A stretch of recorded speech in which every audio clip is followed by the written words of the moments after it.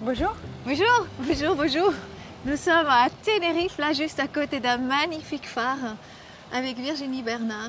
Virginie Bernard qui est traductrice des chevaux, quelque part éthologue, mais vraiment par toi-même. Tu as compris les animaux depuis très tôt. Tu as travaillé avec des pigeons, avec des poules, avec des dauphins. Des cochons. Des cochons. Je pense qu'il y a peu d'animaux qui n'ont pas passé dans tes pattes. Oui, je n'ai pas torturé toute la terre entière.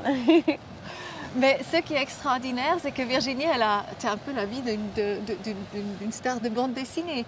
Elle a vécu avec les chevaux. À 15 ans, elle était chez les Amérindiens et puis elle a travaillé avec les chevaux là-bas. Elle a ramené un cheval à 15 ans à travers la mer. Non, un avion. Oui, un avion. Un avion, voilà.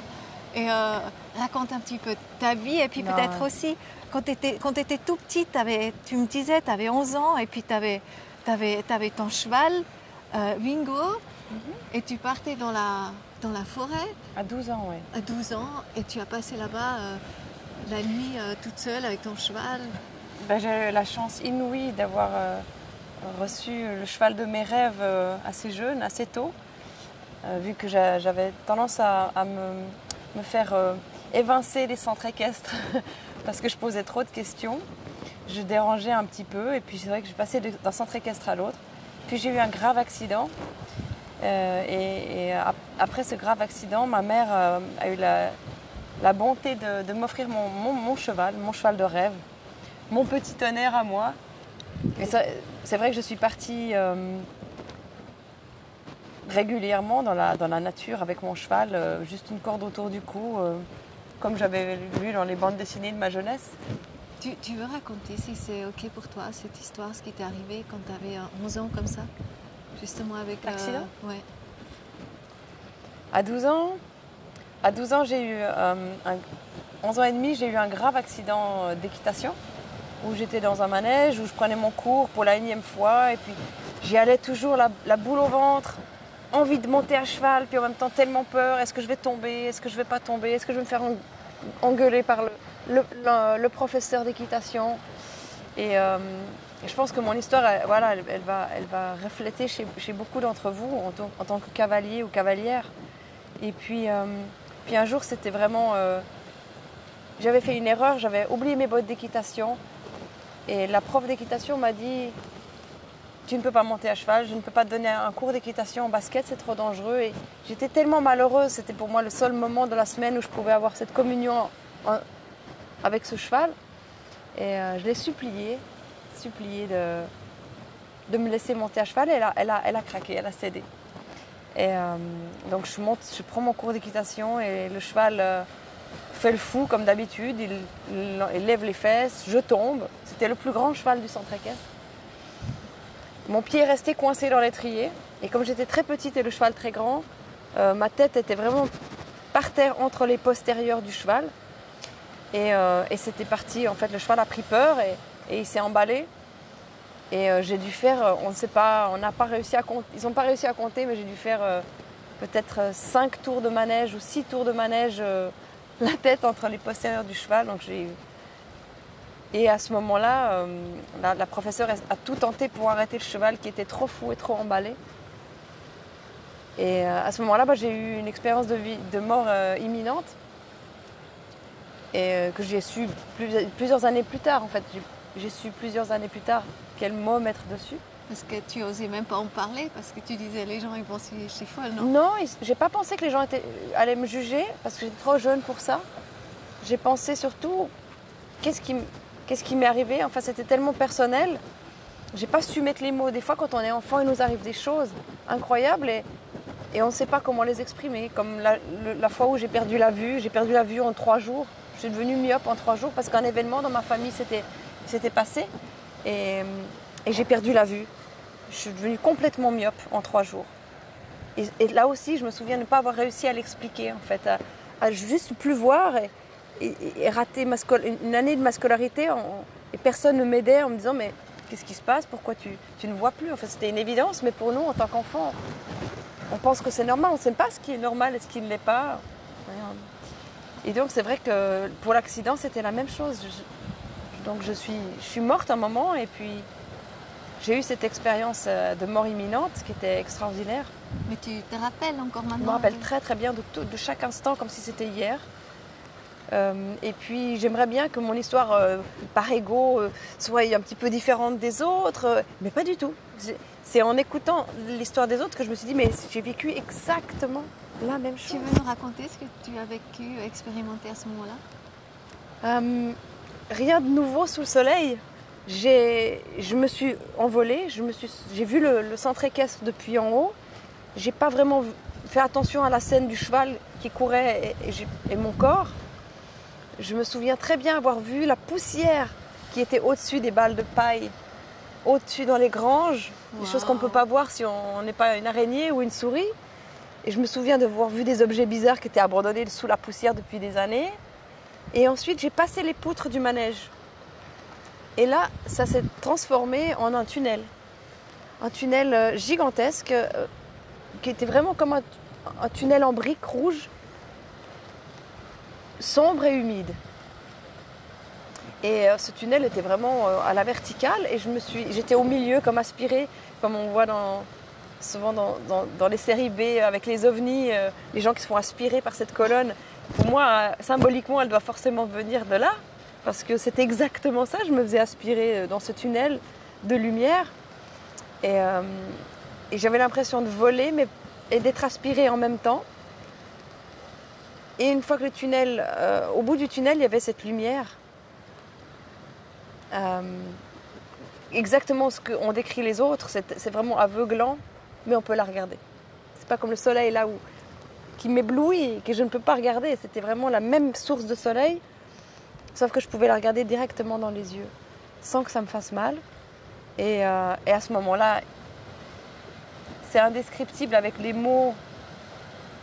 C'est très compliqué de trouver les mots justes, mais un sentiment de plénitude. C'est comme si tout d'un coup on comprend ce mot. Parce qu'on essaye de se dire oh, je suis bien, je suis tellement. Mais en fait, il n'y a pas un moment où on est dans la plénitude. Et la plénitude, ça veut pas dire être bien, c'est largement au-delà d'être bien. C'est être tout. Et je me souviens très très fort avoir ce sentiment de hyper conscience où j'allais plus jamais voir mon chien, j'allais plus jamais voir ma maman, elle allait plus jamais me prendre dans ses bras, j'allais plus jamais voir ma maison, toutes les choses auxquelles je me raccrochais.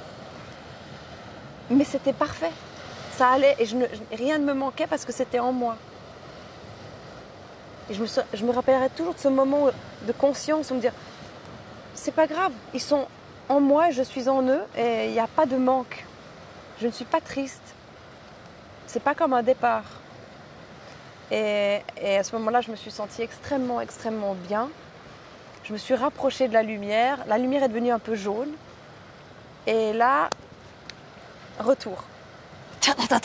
La violence extrême. Le cheval avait réussi à ruer. Mon pied s'était décroché. Et ma tête avait frappé le pare-bottes du manège. Et donc ça faisait longtemps que j'avais perdu ma bombe. Parce qu'à l'époque, on avait juste une petite élastique pour tenir. Enfin, c'était illusoire. Et là, la douleur, je me souviens, tout le monde autour de moi, les ambulanciers, ma maman, la terre. J'avais la bouche remplie de terre et de cailloux et de sang. Comme ça. Et j'avais la conscience de me dire, oh non, je suis revenue et je vais devoir passer des heures et des heures et des heures chez les dentistes pour réparer toutes les dents que je sentais qui étaient cassées dans ma bouche. Mais en fait, c'était des cailloux. Moi, je me suis cassé quelques dents, forcément. Mais c'était pas aussi pire que mon ressenti. Et j'étais déjà dans quelque chose de très, très intellectuel de nouveau. Et voilà, très calcul. En me disant, ah mince, il va falloir aller chez le dentiste. Je vais souffrir, je suis défigurée, etc. etc. Oui, tu étais déjà très consciente de ça. Tout de suite, à coucher encore, à pas sur la civière. Aussi, Virginie, je pense que c'est ça qui t'a posé quand même la base, parce que comme je t'ai connue, tu affrontes les étalons les plus sauvages, fous, que chacun en fait tous des pas en arrière et tout ça, on a peur. Et toi, t'as pas peur. Toi, petite comme tu es quand même, parce que t'es pas très très grande, hein, t'as un 65.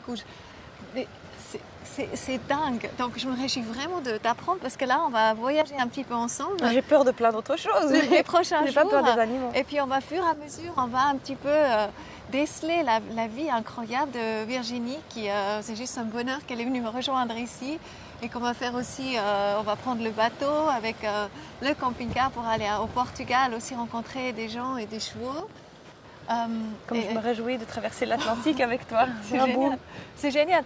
Et pour moi, c'est absolument magique, vraiment passer du temps comme ça avec Virginie et me rendre compte de cette complétitude, de ces expériences justement, et qui elle est. Et je me réjouis qu'elle rayonne, mais comme une étoile dans le monde, avec tout ce savoir profond, tous ces acquis en fait, qu'elle s'est acquiert elle-même parce qu'elle a toujours refusé de lire, elle a toujours dû aller directement checker avec les animaux, mais comment c'est vraiment? Sur le terrain.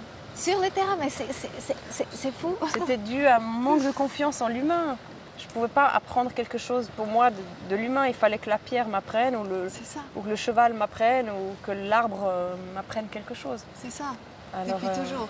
Et moi, je me réjouis de voir Prière Virginie et vraiment que, oh là là, que les amoureux de chevaux et des animaux, en fait, on se rend compte de ce qu'elle a trouvé parce que ça peut vraiment changer la vie des chevaux et puis de tous les animaux. Une fois qu'on se rend compte de ça, de cette symbiose, de cet ensemble. Que sa propre vie, en fait. Moi-même, je me nourris de ça. Hein.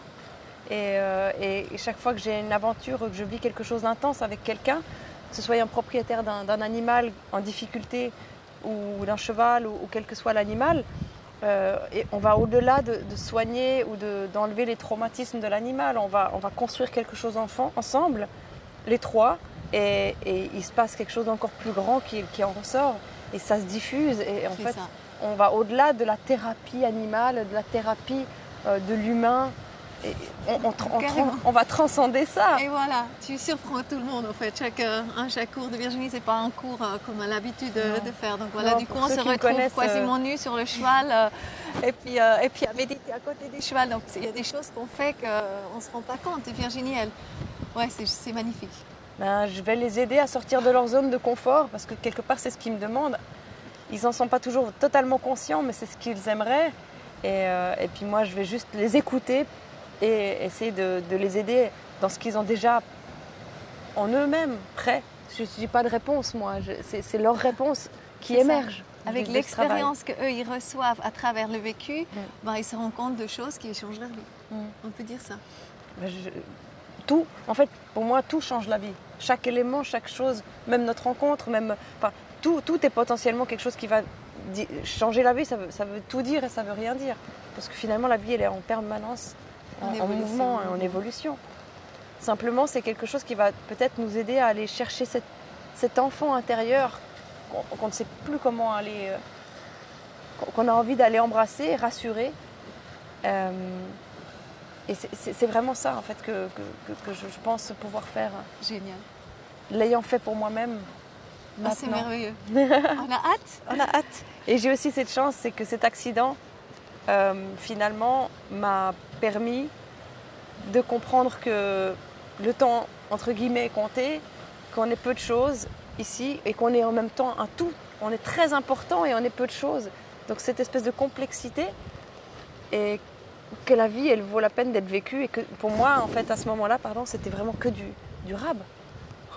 J'avais que du bonus. Donc j'ai dit, en fait, chaque jour est un cadeau parce que j'aurais dû mourir à ce moment-là. Donc je vais vivre à fond la caisse. Oui, c'est ce que tu fais. C'est clairement ce que j'ai fait. Et on va le découvrir. C'est génial. La suite au prochain épisode. C'est ça, au prochain épisode. Bye bye.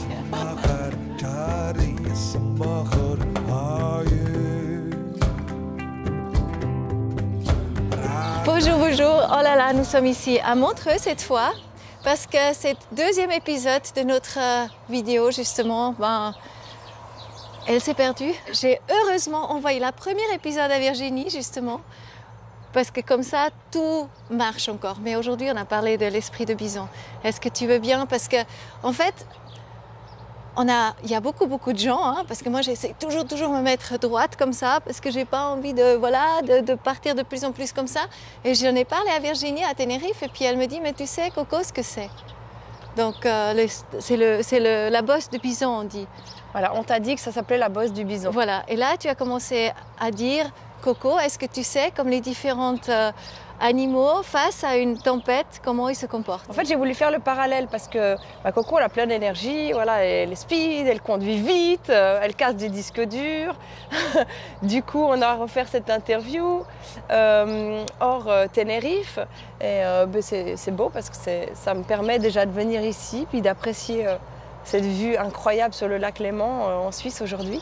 Donc on est chez toi aujourd'hui, c'est magnifique. Merci d'être là, je suis trop contente. Et puis en fait, ça me rappelle tout ça, cette vitesse d'exécution, le fait qu'on casse, qu'on perde des choses, qu'on n'est plus vraiment centré sur nous-mêmes. Tout ça, ça me fait penser à ce stress général, à ce stress ambiant dans lequel on vit en permanence. Et en fait, on voit de plus en plus de développement personnel, d'ateliers, de méditation, de yoga. Tout le monde essaie de rechercher la sérénité par les biais extérieurs, par de nouvelles méthodologies pour apprendre à respirer, à se détendre. Or, pour moi, je vois souvent des gens qui stressent même pour aller à leur séance de méditation. Donc, je me dis, mais finalement, ça résonne en moi comme une parallèle très forte avec mon travail, avec les chevaux, où le stress finalement, il est autour de nous, mais c'est nous qui acceptons de le laisser entrer, en fait. C'est ça. Et ça nous met dans une situation où voilà, on court, on a notre objectif et tout notre côté prédatoriel, le prédateur, hein, c'est celui qui s'arrête, qui regarde, qui fixe un point, un objectif bien précis, et puis qui devient obtus par rapport à cet objectif, il ne voit plus que ça, il se raidit, il perd sa souplesse, et il perd sa spontanéité, il perd aussi son ouverture au monde. Voilà, tu fonctionnes en fait. Tu fonctionnes sur ton point, ton beefsteak. Ouais, il est là, il faut l'attraper. Et donc forcément, il faut. Les épaules reviennent devant, voilà, on se met comme ça et on se bloque dans cette posture-là qui est vraiment la posture d'un prédateur.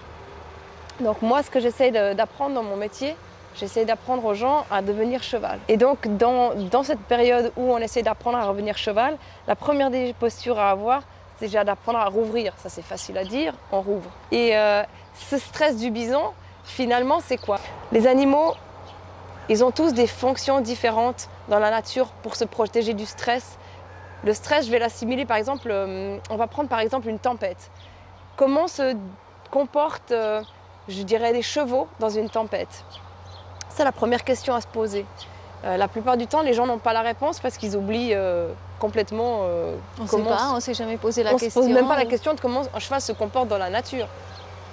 Il est protégé dans une écurie. Mais le cheval se comporte dans la tempête généralement dos à la tempête. Comment se comporte une vache face à la tempête? Elle va plutôt aller se protéger sous les arbres, ce qui n'est pas très normal dans un comportement éthologique parce que souvent elles se font foudroyer lors des orages. Mais ça, c'est un comportement dû au fait qu'elle a été très longtemps manipulée, sélectionnée par des humains qui font qu'elle a perdu son mode de fonctionnement primaire. Moi, ce que j'aime beaucoup, surtout, c'est le bœuf musqué. Parce que les bœufs musqués, eux, lors de tempêtes, vont vraiment se rassembler en famille et vont se mettre en forme de pétales de fleurs, donc tous les uns à côté des autres, avec les fesses au milieu. Et à l'intérieur, ils vont mettre leurs petits pour les protéger de la tempête extérieure. Et eux, ils ont la tête à l'extérieur. Et comme le vent vient toujours du même côté, ils ont tendance même à se mettre à tourner sur eux-mêmes pour que tout le monde subisse un petit moment la tempête et que tout le monde puisse aussi avoir les bienfaits d'être de l'autre côté dans la protection de la tempête. C'est merveilleux. Le monde animal est vraiment bien fait. Et j'utiliserai toujours en dernier le bison. Parce que, justement, pour moi, le bison, c'est un animal à part entière parce qu'il a tendance, lors des tempêtes, à se mettre face à la tempête. C'est un des rares animaux à affronter ces difficultés pour des raisons spécifiques. Mais il va baisser la tête continuer d'avant, et il va se mettre face à la tempête et il va même avancer face à cette tempête, l'affronter pour qu'elle ne passe plus vite. Ça, c'est quand même incroyable. Donc, moi j'ai tendance à comparer les humains d'aujourd'hui à ces fameux bisons qui finalement se disent bon, on a du stress, on a plein de choses qui nous arrivent contre et nous, qu'est-ce qu'on fait? On va fermer les yeux et puis on va continuer d'avancer. On ne va pas s'arrêter, essayer de comprendre ce qui va ou ce qui ne va pas. Donc, d'où le fameux mot esprit du bison. Pour faire le lien avec les chevaux, il y a beaucoup de chevaux que j'appelle justement esprit du bison. Énormément de chevaux de compétition qui sont dans l'esprit du bison. Et mon travail consiste à essayer de les ralentir, de les freiner. Et c'est impossible parce qu'en fait, quand je coupe la route à un cheval pour essayer de ralentir sa fuite, ce que le cheval bison va faire, c'est qu'il va fermer les yeux et il va accélérer contre ma pression au lieu d'essayer de s'écarter de ma pression. Donc ça, c'est vraiment un comportement qui n'est pas du tout normal, qui est lié à un conditionnement humain pour le pousser dans le stress à l'extrême. Donc on est vraiment en train de prendre les chevaux avec nous dans notre monde hyper stressé et on les emmène avec nous dans le stress et on le pousse à ne plus réfléchir. Parce que du moment qu'on est dans la fuite, on reste dans le reptilien, on reste dans quelque chose de basique, on ne peut pas s'intégrer, on ne peut pas communiquer, on ne peut pas réfléchir et ni rationaliser. Donc moi, j'invite vraiment les chevaux à ralentir, à leur permettre de nouveau d'intégrer les informations et de ne plus être dans la fuite. Donc c'est vraiment un joli parallèle avec l'humain parce que finalement, c'est la même chose. J'essaie d'inviter les cavaliers. La première chose que je leur apprends, c'est à s'arrêter. Et croyez-moi, même des cavaliers de niveau international, c'est l'exercice le plus difficile qu'ils ont à faire. Je les mets dans un manège et je leur dis de ne pas bouger. Alors évidemment, c'est trop difficile pour eux, parce qu'un bison, on ne va pas l'arrêter d'un coup. Hein, mais on va déjà lui apprendre à ralentir un tant soit peu. Mais moi, ce qui m'avait beaucoup touchée aussi par rapport au comportement des chevaux quand ils sont au parc, ceux qui sont habitués justement, les humains, que eux, face au vent et face à la tempête, ils se mettent avec le derrière justement contre la tempête. Mais avec les humains, le comportement des humains, c'est que nous, on va chercher les chevaux quand il pleut beaucoup, quand il y a de l'orage, etc. Et en allant les chercher, en fait, ça les stresse. Ils se disent, mais qu'est-ce qui se passe? Que pour eux, ce n'est pas du tout un problème en général. Et tout ça, c'est le conditionnement. Oui. Donc, on conditionne les chevaux. Nos chevaux, nos chiens, nos chats. On va conditionner nos enfants, finalement, à peu près tout ce qui nous entoure, à notre propre stress. À la base, chaque être a une espèce de confiance en lui, presque absolue. Et depuis la naissance, on va déjà commencer à lui mettre nos pathologies, nos stress, nos anxiétés. Donc évidemment qu'on fait ça à tout le monde. Et on l'a reçu aussi de nos parents et de nos grands-parents avant nous. Hein, on appelle ça du transgénérationnel. Le but ici, c'est de couper à tout ça. Juste en prenant conscience, moi, c'est plus facile que pour un thérapeute normal parce que j'ai le cheval comme interaction et comme motivation. Et souvent, les gens, ils ont tellement plus envie d'aider le cheval qu'eux-mêmes qu'ils écoutent et ils ont vraiment la motivation de le faire. En plus, on voit très rapidement le cheval qui se décontracte. Ah oui. Très rapidement. Très rapidement, qui revit, qui soupire. Ah, les gens, ils n'en reviennent pas. Ça fait 15 ans qu'ils ont des chevaux. Là, on était juste à un stage là, avec Baptiste qui est là aussi. Et là, il y avait des chevaux, ça fait 15 ans ou 12 ans qu'ils ont l'habitude. Ils ont stress, ils tourniquent et tout. Et avec il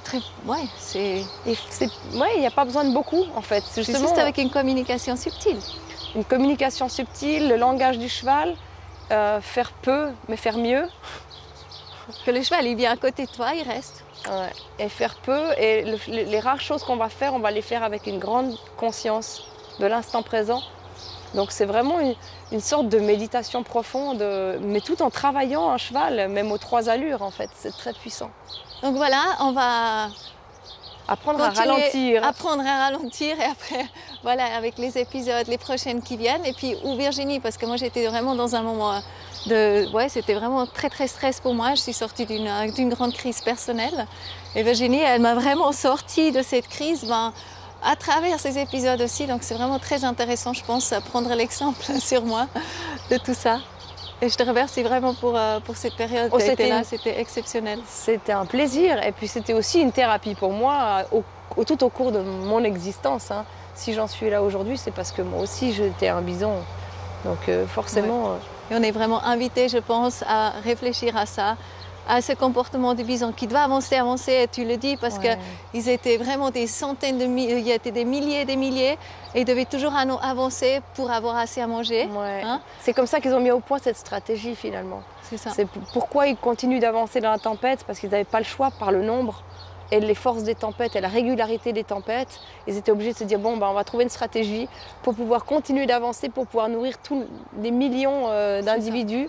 Dans les grandes plaines d'Amérique, donc c'est magnifique quand on commence à comprendre le pourquoi du comment. Et leur morphologie est complètement pour ça, elle est pour aller contre. Oui, ils ont la fourrure devant et rien sur les fesses, ils ont des petits culs tout nus. Toutes petites fesses comme ça. Et nous on est quand même, voilà, on n'a pas besoin d'avoir une bosse je pense, et puis je pense qu'on est vraiment invité à venir vraiment prendre l'enseignement de cet esprit de bison, quoi. Contemplation, calme, sérénité. Ralentissement et la suite au prochain épisode où on sera de nouveau à Tenerife, au chaud, au soleil, pour la suite. Baptiste, tu veux juste venir aussi dans la caméra? J'aimerais beaucoup que tu dises peut-être quelque chose, parce que Baptiste, ça fait un petit moment aussi qu'il suit Virginie, qu'il suit les stages, et je pense que c'est juste une belle opportunité que Baptiste partage aussi un petit peu, voilà, comment lui, en fait, il reçoit tout cet enseignement. Tu veux bien partager ce que tu as appris aussi par Virginie? Déjà merci, parce que c'est grâce à toi que j'ai connu Virginie, déjà de 1, sur des belles personnes autour de toi. Moi j'ai connu Virginie, on a eu un bon feeling, on a bien rigolé, je me suis dit c'est cool, j'ai envie de la connaître un peu plus. Et puis au début je ne savais pas du tout ce qu'elle faisait avec les chevaux, puis je me dis tiens, je vais aller voir un peu ce qu'elle fait, et en fait je ne savais pas du tout les compétences qu'elle avait avec les chevaux, et ça m'a vraiment bluffé de voir le lien. La première chose qui m'a le plus impressionné, c'est le lien qu'elle arrive à créer hyper rapidement en fait avec chaque chevaux. En fait, c'est impressionnant. Et de voir que voilà, moi les journées où on a été par exemple, ou d'autres fois, après le temps que finalement le cheval il est lâché, fait le tour de manège, elle arrive à comprendre, à lire le cheval, tous ses antécédents, les problèmes médicaux. Et j'ai une anecdote comme ça, justement, le dernier stage qu'on a été dans le Jura, je l'ai accompagnée. Et puis elle était un peu malade là, le matin. Je me dis ça va être difficile pour elle. Elle regarde le cheval comme ça, tourner, puis je me dis ça va être difficile, je parlais pas et tout. Elle revient, ok, alors j'ai beaucoup de choses à dire, tac, tac, tac, tac. Et tout ce qu'elle disait, la dame était, ah oui, le vétérinaire, on a fait ci, on a fait ça. Tout ce qu'elle a expliqué était exactement juste par rapport au cheval. Et ça, je dis, waouh, mais comment est-ce qu'elle arrive à lire? Elle a un tel sens d'observation, elle a tellement, elle voit tout ce qui se passe. C'est ça. Les oreilles comme ils bougent, à quel moment c'est fou. C'est bluffant en fait. Et pour moi, c'est hyper intéressant d'essayer de comprendre. Et moi, je me suis pas mal intéressé plutôt à l'être humain, de voir ses fonctionnements, aussi, les traumatismes. Puis je me suis rendu compte que en fait, finalement, c'est la même chose avec le cheval. Complètement. Et j'étais là, waouh, je voyais quand elle faisait dépasser des traumas à un cheval, et en lui posant des questions, je me suis dit, mais en fait, il y a des parallèles, il y a vraiment les parallèles avec l'être humain. Donc déjà, ça a été une belle prise de conscience. Et de voir que finalement, chaque cheval, après 10 minutes, il la suit partout. Oui, c'est fou. Et elle s'arrête quelque part, et le cheval s'arrête derrière elle, il ne bouge plus. Ouais, c'est ça. Il est calme, il est apaisé, il est bien. C'est extraordinaire. Même si elle va après aller le chercher pour essayer qu'il traverse des traumatismes, c'est ça. Le cheval, il revient vers elle, même si elle l'a un peu amené à faire des exercices qui peuvent mettre en difficulté. Le cheval, tu vois, il sent que c'est pour son bien en fait. Et moi je me dis, mais c'est fou. Chaque cheval, en fait, après 10 minutes, elle a plus de liens que le ou la propriétaire. Ouais. Je dis, mais comment c'est possible? C'est un autre lien, c'est un vrai lien en fait. Ouais, c'est le lien, ils se sont rassurés. Et c'est ça. Ouais. Ça devient un cheval en fait. C'est extraordinaire. Ouais. C'est impressionnant. Donc moi je suis vraiment très impressionné. Ça fait pas hyper longtemps là que je suis les stages, mais à chaque fois je suis impressionné par la qualité, les compétences qu'elle a. C'est vraiment. C'est vrai qu'elle a beaucoup. Elle a travaillé justement, elle était autour des 4000 chevaux quand même en tout. Donc c'est vraiment un sacré bagage aussi. Ouais, Et complètement. moi, je trouve que ça colle vraiment parce que depuis toujours, je dis, ouais, c'est la Bouddha des chevaux, c'est vraiment ça. Et je me dis, waouh, justement, si nous, les êtres humains, on pourrait aussi... voilà. Bon, on se dit au revoir à demain ou à l'épisode 3. Enfin, vous le regardez quand vous voulez, en fait, cet épisode, vu qu'il il sera en ligne. Mais évidemment, on va claquer des doigts, on va se retrouver de nouveau à Tenerife au soleil, comme par magie. Et puis, Moi, Baptiste, je disparais, tu comme disparais. par magie. Tu ne viens pas avec nous au soleil. Allez, on claque des doigts.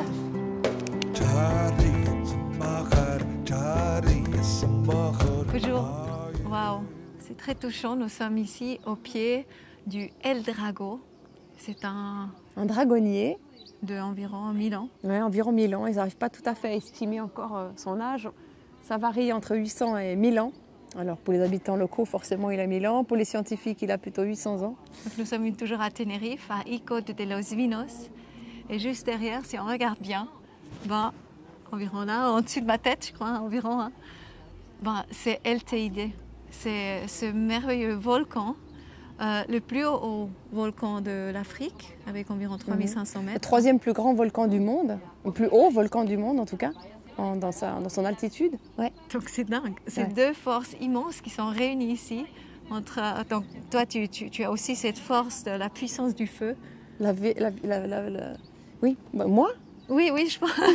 Oui, J'ai vraiment. cru que tu parlais du Ouais. volcan. Non, mais c'est aussi la puissance du feu. C'est quelque chose qu'on porte en soi qui est le feu. Hein. C'est vraiment un élément hyper important. Et toute cette île, elle est pleine de feu. Hein, C'est que partout. du feu.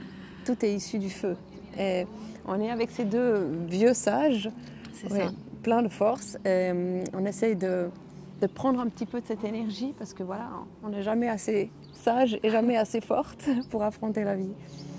Et on a choisi ce lieu pour vous parler justement de cet enracinement important par rapport aux chevaux, par exemple, par rapport à notre lien aux chevaux. Et aussi notre authenticité, entre autres. Parce que l'enracinement, c'est aussi, justement, si tu as des racines saines, ben, toi, tu es Alors moi, sain je ne connais aussi. pas beaucoup de gens qui ont des racines saines au départ.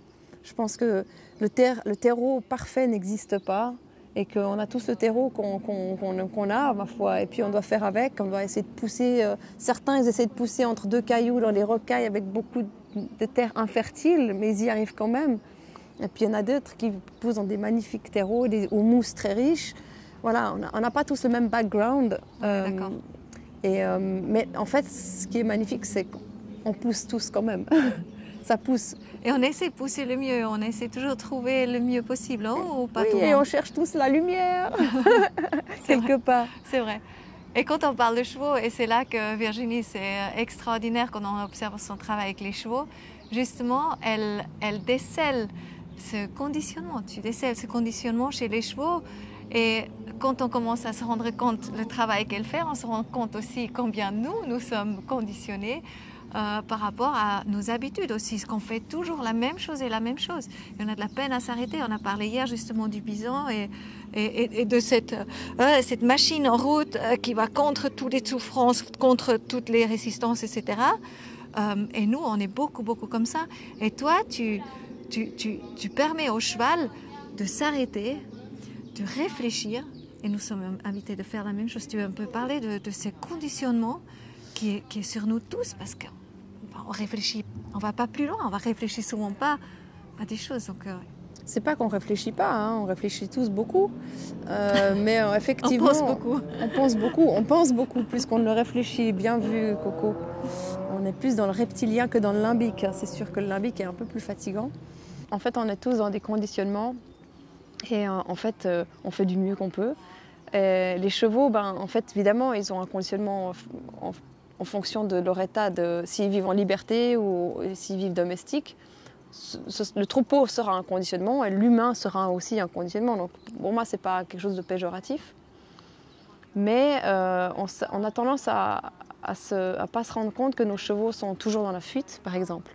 Donc, on a vu l'autre fois l'esprit du bison qui, c'est une fuite lente. Le bison, c'est je suis en fuite et si quelque chose essaie de me stopper, je force. Et de toute façon, ça croulera et ça fera mal, mais j'avancerai quand même. Oui, c'est pour ça en fait qu'il y a des animaux comme ça, ils passent aussi par-dessous, quelquefois ils rentrent, ils tombent dans des ravins ou comme ça aussi, un après l'autre en fait, parce qu'ils vont toujours en avant. C'est souvent d'ailleurs des troupeaux justement de bisons ou de gnous ou de buffles. Donc c'est pour ça que j'ai utilisé l'esprit du bison, parce que pour montrer que cet animal-là avait tendance, ou les moutons aussi, ont tendance à suivre les autres à tête baissée. Et en fait, les chevaux n'ont pas ce conditionnement. Les chevaux sont dans la fuite, certes, mais une fuite rapide, et ils s'arrêtent très rapidement pour réfléchir, se retourner, jauger une situation, voir si ça vaut la peine de continuer ou pas. Or, dans notre monde de cavaliers et de dresseurs de chevaux, on a tendance à appuyer sur ce bouton fuite un peu facilement, parce que justement c'est facile. Le cheval a tendance à partir, et nous, à ce moment-là, on va trouver des moyens de coercition pour divers et variés pour freiner cette fuite. Donc en fait, notre cheval est depuis le premier jour du débourrage, mis dans la fuite. Et ensuite, on le maintient dans cette fuite. Chaque fois qu'il demande un ralentissement, qu'il demande quelque chose de plus calme ou de plus posé, voire un arrêt, une économie d'énergie, nous, on sera trop obnubilés par notre but premier de prédateur et on va leur pousser. Non, non, je veux que tu avances. Non, non, on ne fait pas 3 pas, on fait 10 tours de galop. Et en fait, à chaque fois que le cheval au début demande ces ralentissements pour entrer dans une communication intra-espèce, nous, on lui appuie sur le bouton, on dit non, non, non. On appuie sur le bouton fuite. Donc, à force d'entraîner notre cheval comme ça, très rapidement, on casse ce lien et on tombe dans l'impossibilité de devenir une relation avec un cheval, d'être en relation avec un cheval. On tombe dans l'impossibilité, on sera un prédateur et on lui prouve tous les jours un peu plus qu'on est un prédateur qui appuie sur le bouton fuite. Donc c'est ça en fait mon travail, il est de dire aux gens que quand les gens me disent des fois mais alors j'ai fait tout faux, il n'y a pas de juste ou faux, tu as appuyé sur le bouton fuite, toujours. Les dresseurs avant toi et toi tu as continué à appuyer sur ce bouton fuite. Et maintenant tu as essayé d'appuyer sur tous les boutons de freinage.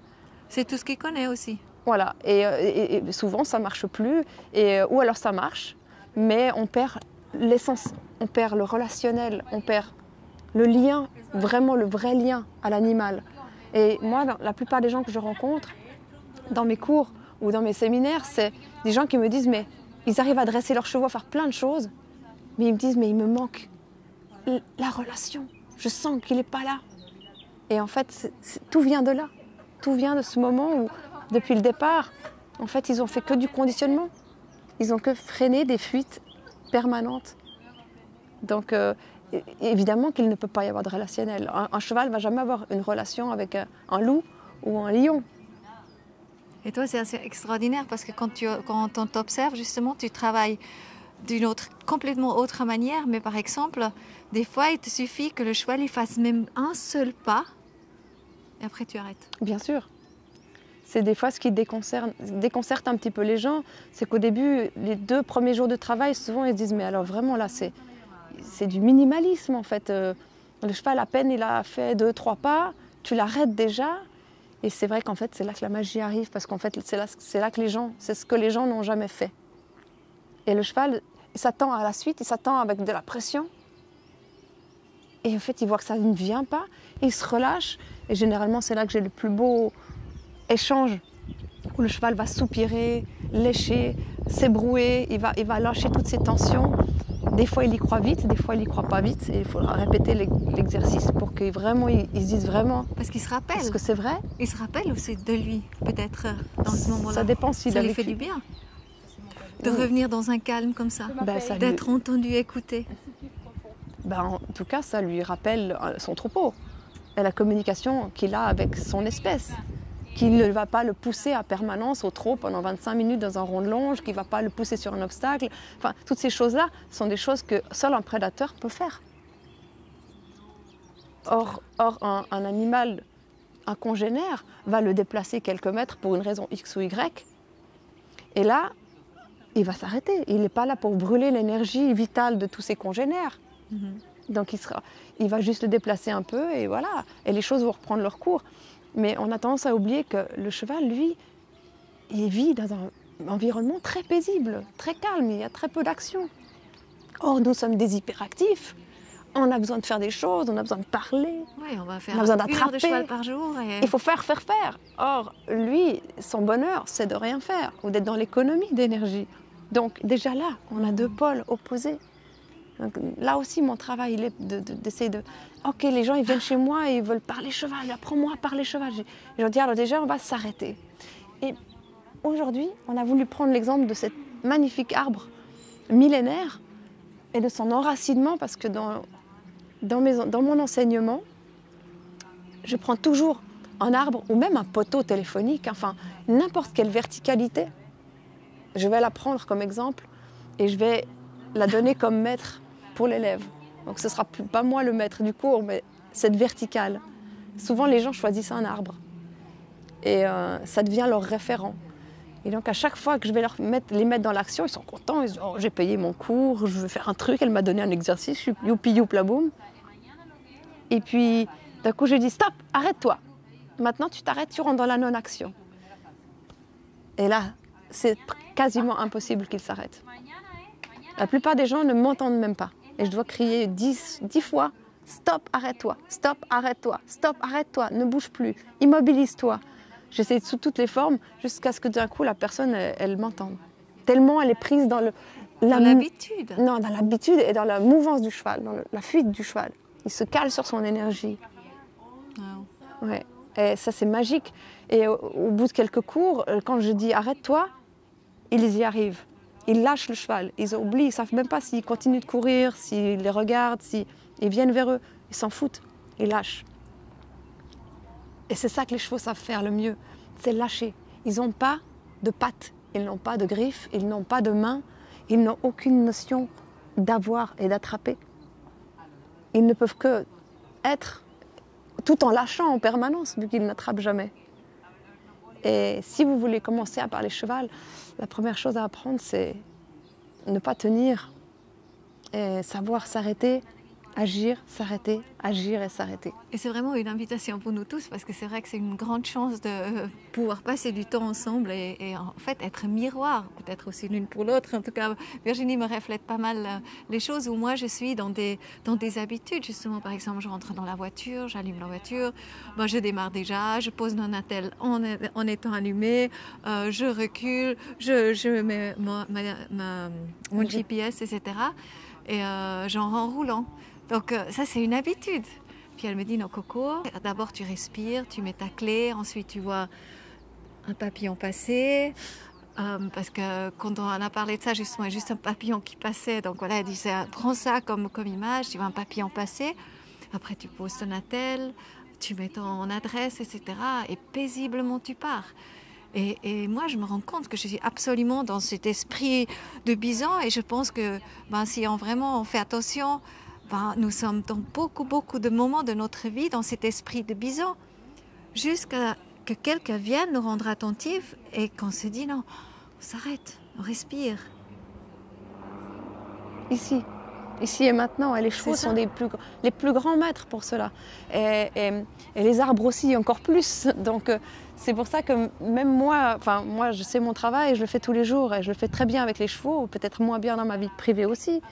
Donc c'est quelque chose que je me donne à moi-même et que je pense vraiment c'est important de temps en temps d'aller s'asseoir près d'un arbre. Il n'a pas besoin d'être aussi vieux que celui-ci, aussi sage que celui-ci, mais toute verticalité va nous remettre ici et maintenant.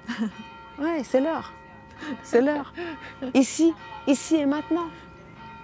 Et ça suffit. Et on lâche tout. Et vous verrez, c'est quand vous allez lâcher le maximum du contrôle que vous allez commencer à ouvrir le champ des possibles et que votre cheval va commencer à ouvrir son cœur. Et c'est vraiment le cheval, c'est vraiment une chose. Et c'est une merveilleuse invitation d'entrer par la porte du cheval. Mais on peut vraiment chacun le faire chez nous constamment. Bien sûr. Avec toutes ses habitudes, avec tout ce qu'on a appris de nos parents, toute l'éducation. Qu'est-ce qui était normal, qu'est-ce qui n'est pas normal. C'est où qu'on était déraciné depuis tout petit, etc. En fait, c'est l'heure, hein, c'est 6h30 et voilà. Donc la cloche a sonné. La cloche a sonné. 3 Espagnols là, qui nous attendent. Non, ils sont très très braves. On a le parc pour nous tout seuls. La cloche a sonné Et je pense que le message de ce soir est suffisant. Ralentissement et ensuite immobilité. Et l'immobilité, non pas dans l'action, mais à l'intérieur, immobile. S'arrêter. Arrêtons.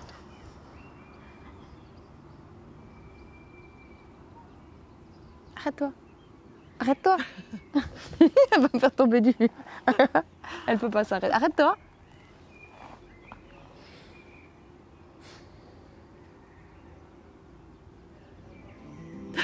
Là, elle peut pas. Je vous ai dit, elle peut pas. À demain. À demain.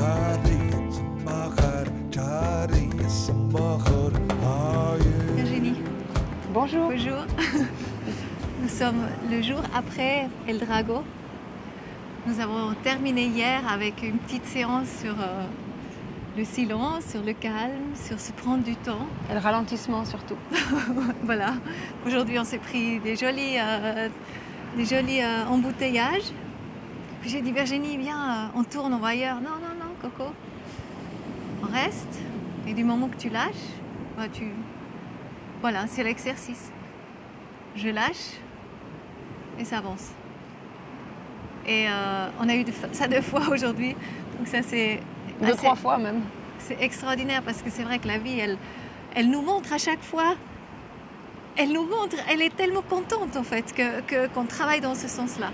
Et après, elle me dit, Coco, voilà, Attention. si à un moment donné... Qu'est-ce que j'ai dit encore? Descends ici.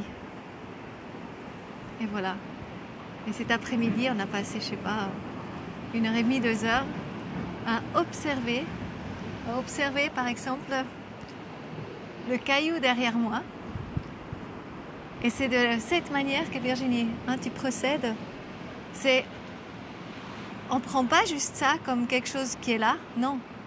Mais en fait, elle décèle, tu décortiques, c'est ce que tu fais avec les chevaux, tu décortiques, c'est ce que tu fais avec... J'observe d'abord, avant tout ça, il faut revenir au début, c'est que pour pouvoir décortiquer, interroger tout ce qu'on veut, il faut savoir s'arrêter. C'est un peu la leçon d'aujourd'hui, parce que Coco est quelqu'un de très dynamique. Elle a besoin, pour tout ce qu'elle fait, de courir à droite à gauche. Tout le monde lui demande des choses. Elle est tout le temps pendue au téléphone. Elle est toujours connectée. Et je sens... Et tu as besoin, tu as envie de ralentir. Ah oui. Tu le demandes. Et moi, je peux l'aider un petit peu dans ce sens-là. Et c'est vrai que elle a déjà beaucoup ralenti depuis quelques jours. Et là, aujourd'hui, je pense qu'elle était prête pour s'arrêter, carrément s'arrêter. Et c'est toujours pareil. Qu'est-ce que c'est l'arrêt? Parce qu'une fois qu'on est arrêté, on a toujours envie de repartir, de bouger. On se dit, bon voilà, maintenant je suis arrêtée, qu'est-ce que je fais? Ça, c'est pas un vrai arrêt. Pour moi, l'arrêt, c'est la contemplation. L'arrêt, c'est pas arrêter de penser, hein. Parce que moi, j'arrive pas à arrêter de penser personnellement. Je vois pas l'intérêt. Mais la contemplation peut déjà calmer les pensées. Et en fait, j'ai décidé qu'on s'arrête ici. J'ai trouvé les cailloux intéressants et j'ai dit, mais on fait pas 1 mètre de plus et on va contempler cet endroit. Et les cailloux. Et en fait, cette montagne nous a parlé avec tous ces débris dedans. Les pierres au sol avaient toute une autre histoire encore. Et puis en fait, je lui ai proposé d'interroger les pierres, en fait. C'est ce que tu as fait. Et on s'est arrêté. Et j'ai quand même pas trouvé la réponse finale. Tu as bien cherché. Tu as été dans quelque chose que tu ne connaissais pas. Tu t'es vraiment arrêté, tu t'es questionné énormément sur ma question, sur une pierre. J'ai trouvé plein de réponses. Tu as trouvé plein de réponses. C'était tout bien. Le plus important, c'est pas de trouver la bonne réponse. Est-ce qu'il y a d'ailleurs, il y en a une, si quand bien même il y en a une. Mais parce qu'en fait, il y a des pierres qui sont creuses comme ça, qui sont creusées comme ça. Elle est là. On va montrer et il y en a plein. Et c'est vraiment curieux donc. Moi, je suis arrivée ici et j'ai vu ces choses et j'ai interrogé un petit peu l'entourage. Puis de me poser ici un petit moment, j'ai eu plein d'idées, de réflexions. J'ai peut-être trouvé les solutions, mais en tout cas, j'ai voulu partager ça avec toi et je t'ai amené dans mon cheminement d'interrogation. Mais c'est intéressant, interroger. Et c'est ça vraiment. Et à ce moment-là, tu commences à déceler, à décortiquer. Et c'est ce que tu fais justement. C'est un peu comme le compost. Justement, quand tu fais le compost, il y a tous ces micro-organismes qui se trouvent et qui défont, même des masques, hein, ils arrivent à défaire en fait, et puis ils les ramènent dans les pièces d'origine. Donc en fait, c'est les microbes, les micro-organismes, c'est les seuls en fait qui ont cette capacité-là de le faire, qu'aucune machine peut faire de la manière qu'ils le font les micro-organismes. Et tu as ce don aussi de déceler comme ça. On l'a tous. On le perd, on le développe, on l'entretient. On le bloque. Il a été bloqué par d'autres. On continue ce blocage inconsciemment. Mais on l'a tous. Oui, mais après, tu donnes beaucoup de temps à ça, puisque tu as déjà travaillé avec parce que comme toi, je courais aussi. J'étais en fuite. Quand on court, c'est qu'on fuit quelque chose. Et c'est une habitude aussi. Ça devient un conditionnement, mais un conditionnement à la fuite. C'est pareil. Ça reste toujours une fuite. Donc, des fois, on ne sait même plus pourquoi on fuit, voilà. Des fois, on est là, mais on court. On ne sait même plus pourquoi on court. Oui, c'est clair. Alors, parfois, je ne peux pas arrêter les gens. Comme Coco, je n'ai pas pu l'arrêter tout de suite. Il m'a fallu des jours pour préparer un ralentissement. Et puis, quand il y a eu ce ralentissement qui s'est amorcé, j'ai pu peut-être t'arrêter un moment. Après, c'est toujours très difficile de sortir d'un conditionnement. On a tous besoin de s'entraider pour ça. Je pense que c'est important de s'apporter. De le démontrer, de s'entraider.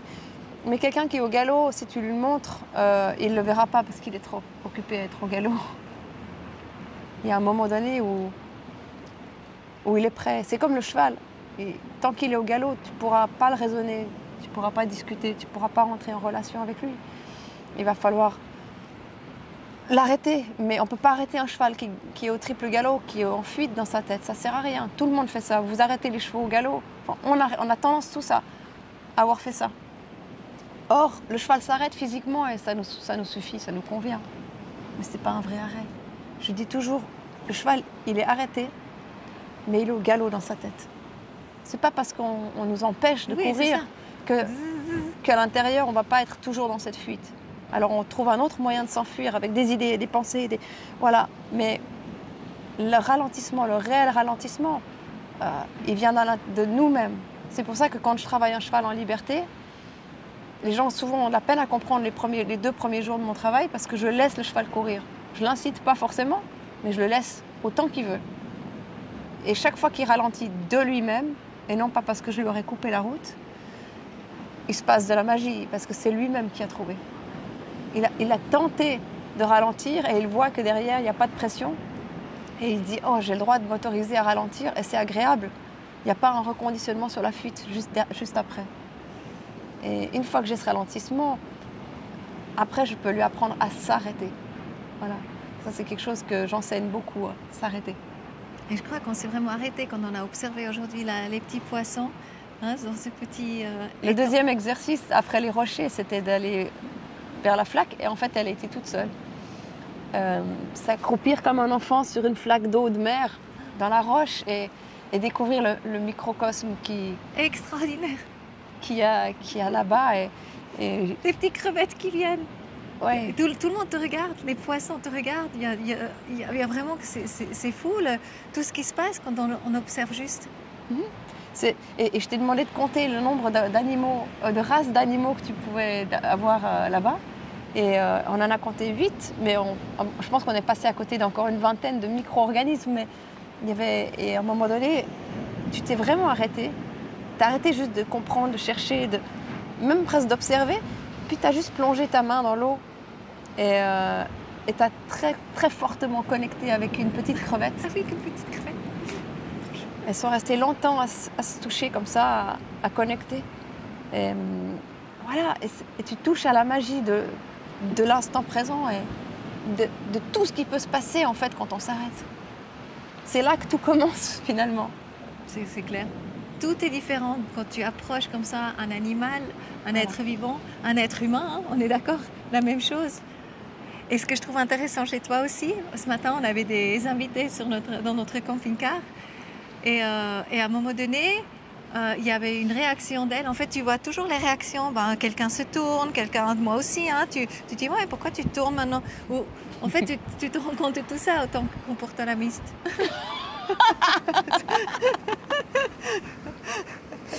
J'adore, Coco. Ça va devenir viral, cette histoire. Je suis Nord Noble à la liste. Et ça me plaît. Je crois que c'est comme ça que je vais m'appeler. Moi-même, je ne sais pas ce que je suis non plus, mais c'est un peu la liste. Mais c'est génial. C'est génial. C'est génial. Oui, c'est génial. Voilà. C'est génial de se rendre compte de ça et de regarder, en fait, oui, les gestes des êtres humains avec qui on parle, pourquoi ils se tournent à un moment donné, ils regardent ailleurs.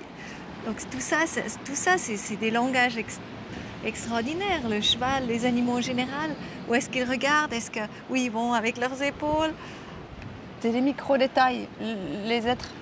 Les animaux n'ont pas la parole comme nous. Nous, on peut être devant une caméra puis parler pendant des heures et dire tout ce qu'on a sur le cœur ou dans la tête, mais ils ne font pas ça. Donc, si on veut vraiment les comprendre, il faut savoir s'arrêter et les observer parce qu'ils sont très discrets. Ils ont d'autres moyens de communication qui sont beaucoup plus subtils que les nôtres. Et donc, moi, j'essaie de rendre les gens attentifs déjà aussi à ça. En tout cas, merci pour ce magnifique enseignement cet après-midi. Et je le recommande grandement, vraiment, quand on a vraiment... Elle dit, mais pourquoi on va toujours marcher des kilomètres? On peut juste aller dehors, observer et rentrer dans un tout autre univers, justement, qui est aussi la terre, qui sont les plantes, qui sont... Et ça, c'est parce que je suis un peu flemmarde, en fait. Aussi. Bon. Merci à tous. Merci. Aussi à demain. Yes. Bye.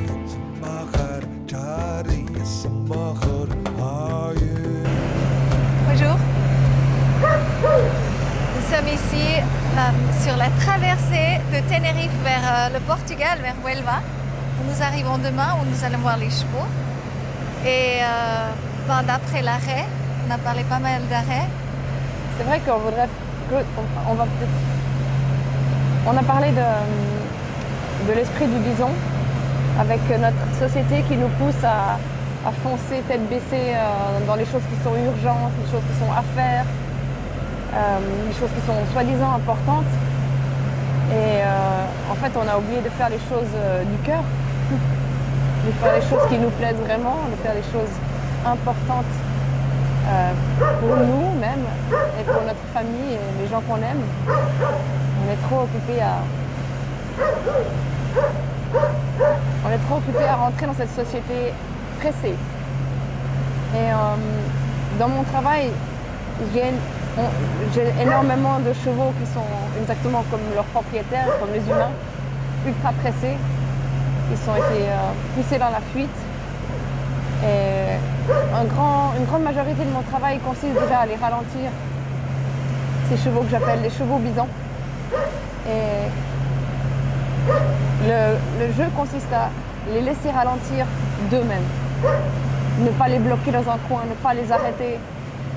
Ça prend 2-3 jours de plus, mais le résultat est merveilleux car la solution vient d'eux-mêmes, de l'intérieur.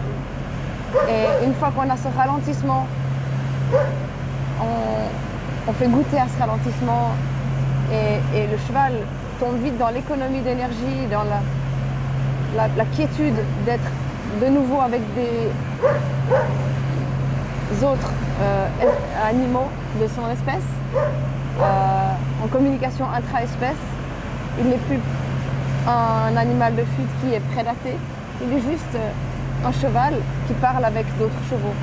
À ce moment-là, il va s'autoriser l'arrêt. Waouh, magnifique! Et nous, la même chose. Et nous, la même chose. C'est très dur de nous arrêter. Oh, c'est trop important, je me rends tellement compte. Mais cette course effrénée, on est tout le temps en train de faire quelque chose. Et c'est vrai que toi, tu m'as fait expérimenter ces jours. C'est tellement joli, hein, cette mer là. On est au milieu de l'Atlantique. C'est magnifique. Elle est tellement plate, c'est dingue. Il n'y a juste presque pas de vagues, c'est fou. Mais voilà, donc là, on est aussi arrêté quelque part. Hein. On ne peut pas, voilà.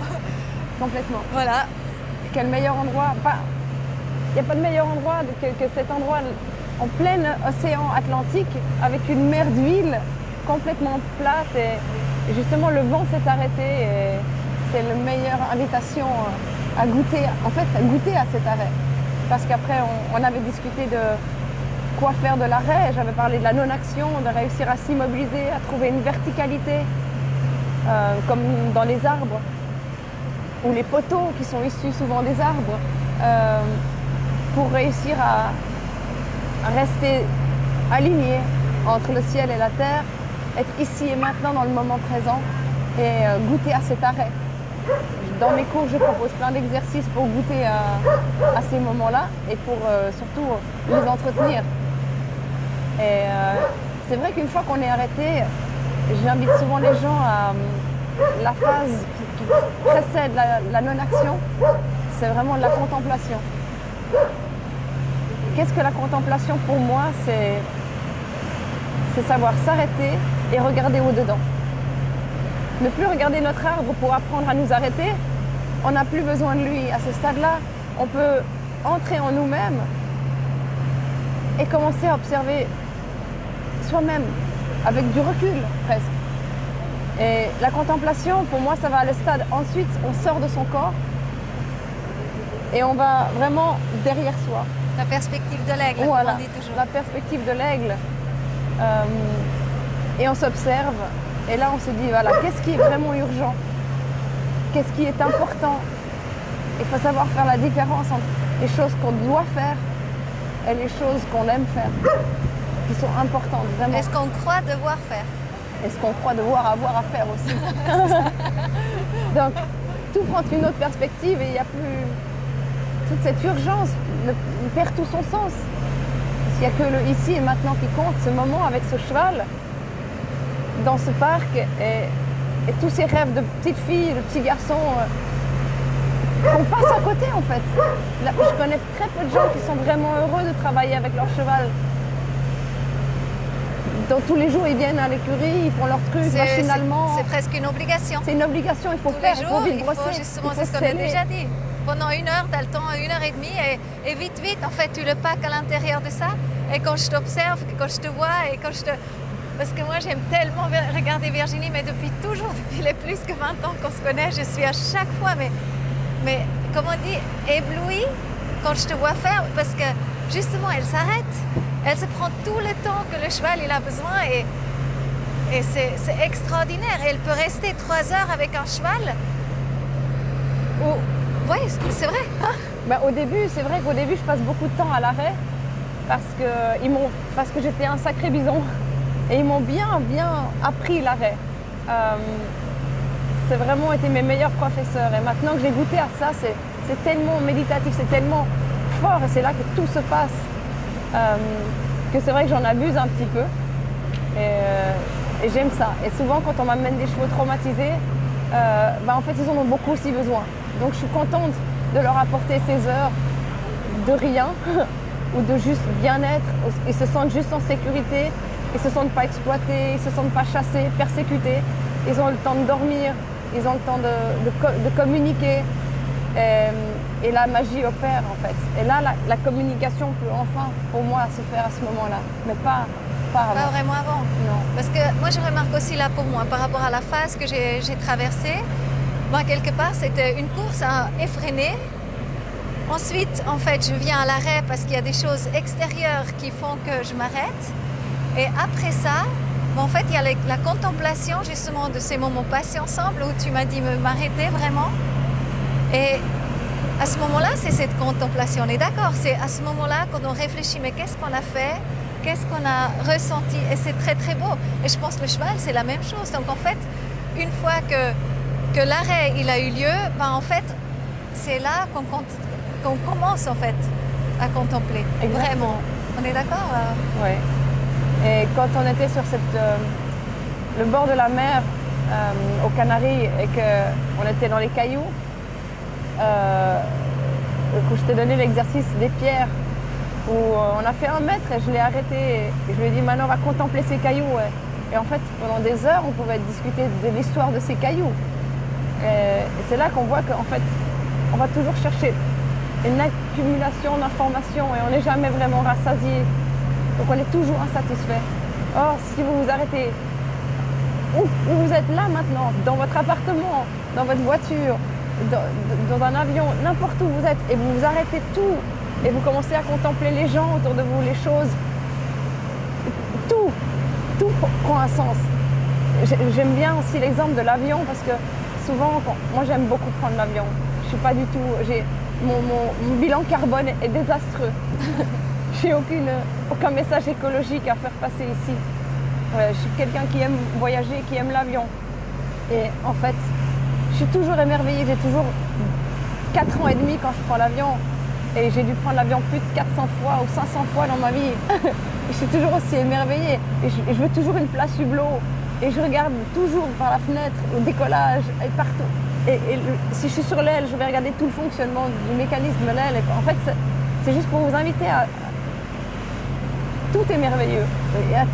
Tout mérite de s'arrêter et d'être contemplé. Et c'est dans ces moments-là où on commence à ne plus courir qu'on commence à se rencontrer soi-même.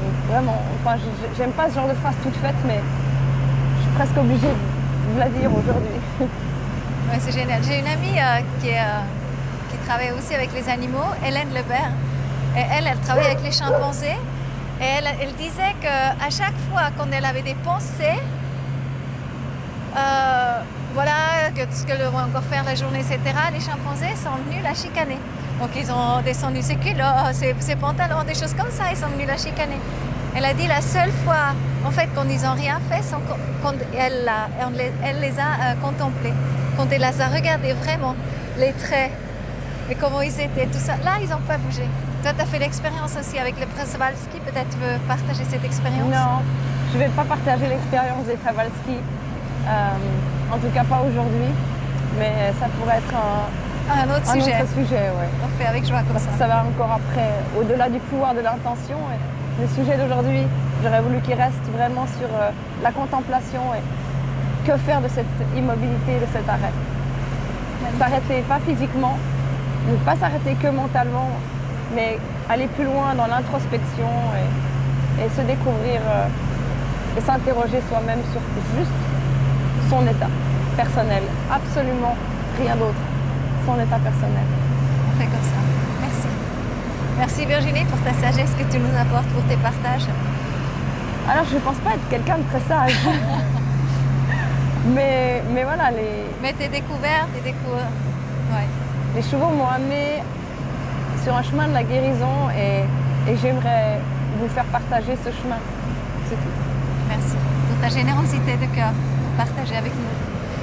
Voilà, on continue notre chemin. À demain alors. Peut-être sur le continent. Ah oui. À demain. Bye bye.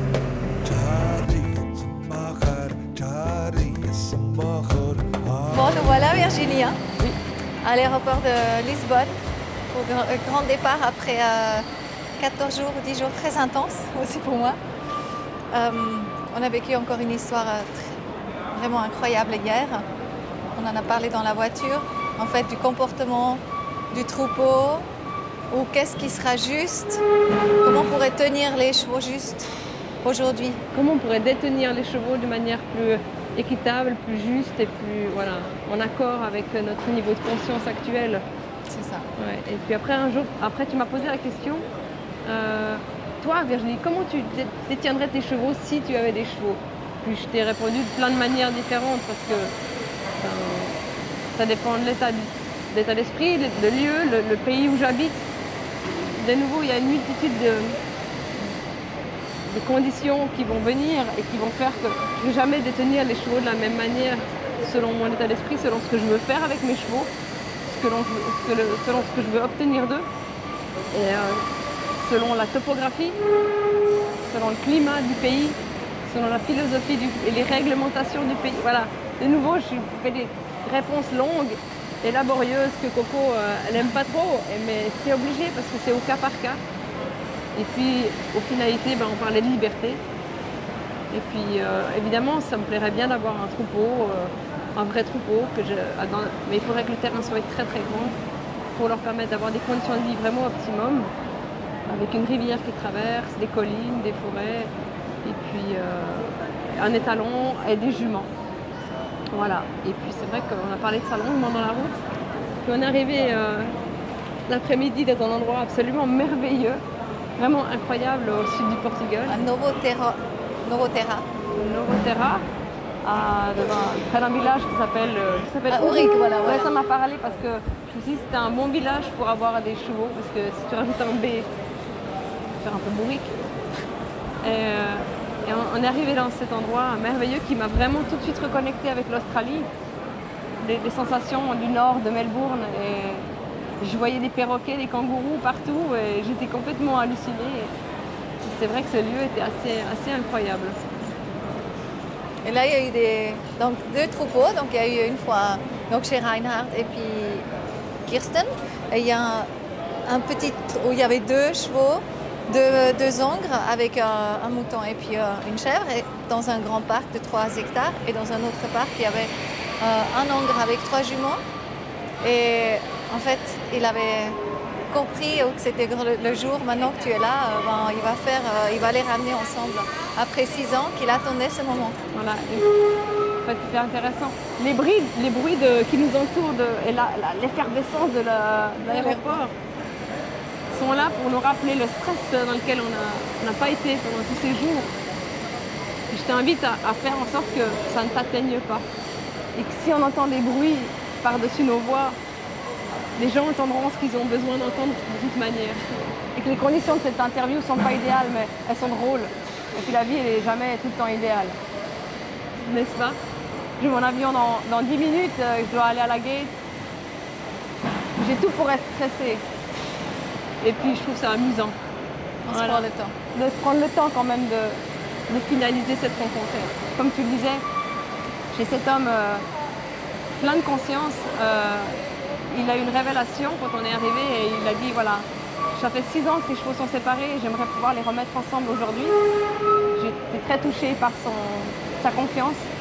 Donc on a réuni ces chevaux, ces 2 troupeaux ensemble, en sachant que ça allait être très mouvementé, il y aurait de la violence, qu'il y aurait toute une reconfiguration pour que tout le monde, de tous les éléments qui étaient en dissocié pour pas qu'il y ait de problème, puissent finalement confronter leurs problèmes et les affronter et les vivre entièrement pour pouvoir permettre à tous ces animaux en fait, de pouvoir trouver leur place dans ce terrain. Et on a pu assister à des heures et des heures d'observation et au niveau éthologique c'était une belle leçon d'intégration des 2 étalons avec des troupeaux de juments différents qui se rencontrent et qui doivent se mettre d'accord sur une nouvelle configuration, une nouvelle manière de fonctionner ensemble. Et ça, c'est vraiment aussi un challenge. C'est qu'une fois qu'on a réglé ses propres problèmes de bison, on a affronté les ralentissements et qu'on a réussi à ralentir, on a même réussi peut-être à s'arrêter, qu'on a été dans l'introspection, qu'on a été dans la contemplation, et bien maintenant, c'est peut-être le moment de mettre un pas dehors et de se confronter aux autres. Et ça, c'est encore un autre challenge. Trouver sa place dans la société et envers les autres. Parce que c'est facile d'être dans son petit coin, dans son petit cahute, dans la montagne, perdu et d'être bien avec soi-même. Ça m'est arrivé très longtemps, ça. Mais maintenant, je pense que le plus grand appel vers les autres est de réussir à garder ton intégrité, qui tu es, entouré d'autres énergies qui vont t'influencer de toutes sortes et en gardant ta place. Et ça, les chevaux nous ont vraiment montré, c'était juste impressionnant. Et c'était marrant que c'était les couleurs du poil qui faisaient aussi la... C'est peut-être un hasard, c'est peut-être pas un hasard. C'est vrai que l'étalon brun a pris les juments brunes et un copain aussi brun. Et puis l'étalon gris a pris la jument grise et se sont séparés comme ça en 2 couleurs. Alors on pourra peut-être parler plus tard de racisme et voilà, et d'exclusion par rapport à des appartenances. C'est vrai que naturellement, on va toujours aller rejoindre des gens qu'on a l'impression qu'ils nous ressemblent. Un cow-boy, il va aller vers d'autres cow-boys, et un hippie va aller vers d'autres hippies, et ainsi de suite. Et un businessman va rejoindre d'autres businessmen. Et souvent, quand on parle de ce genre de vidéos, on parle souvent des solitaires, des gens qui se sentent seuls dans leur niveau de conscience, qui se sentent incompris. Mais en fait, on est là pour vous dire que non, on est beaucoup, on est nombreux, et c'est très dur pour nous, individuels, d'oser se regrouper, en fait. Et en fait, le but de Coco, je crois que c'est ça, c'est de trouver des gens avec ce niveau de conscience-là qui arrivent en fait à s'entendre en société. Et là, peut-être juste aussi la grande, oui, absolument. Et la grande, je crois pour moi aussi que le grand apprentissage, c'était Il y a deux troupeaux qui se sont très vite formés. Donc ce matin, on a vu, hein, les bruns étaient toujours ensemble, les deux blancs étaient ensemble. Et puis je dis, mais Virginie, comment ça fait pour le blanc, en fait, avoir perdu deux de son troupeau? Et ta réponse? On va voir comment tu la formules. Mais c'est que, en fait, moi, ça m'a beaucoup touchée. Ça te touche encore. Je lui ai répondu qu'il souffrait beaucoup, qu'il avait eu un énorme chamboulement dans sa vie, que tout avait été bousculé, chamboulé, qu'il avait perdu ses repères, qu'il allait en trouver d'autres et qu'en fait,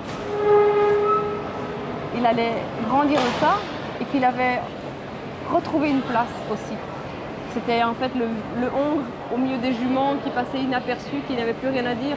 Et il s'est tout d'un coup retrouvé comme un magnifique étalon qui s'est battu pour avoir une jument avec lui. Et cette jument, c'était toute sa vie. Et il a de nouveau trouvé un sens à sa vie, en fait. Oui, c'est ça. C'est super beau, en fait. Parce qu'on a vu avant les chevaux, comme ça, quelque part, ils s'ennuient. Et là, tu dis, mais ça crée la vie. Donc, ils se sentent vivants, ils se sentent étalons. Exactement. C'est l'essence même des chevaux. Et de nous-mêmes. Et de nous-mêmes. De se sentir vivants. Donc ça ne suffit pas non plus de se mettre quelque part, justement. Tout bien. C'est ça. Allez, sortez. Allez dans vos zones. Sortez de vos zones de confort. Sautez dedans à pieds joints. C'est là que la magie arrive. Merci Virginie. Au revoir Coco. Bon voyage.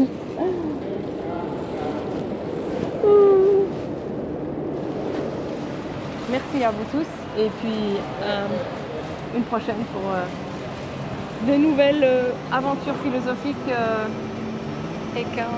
équines ou pas.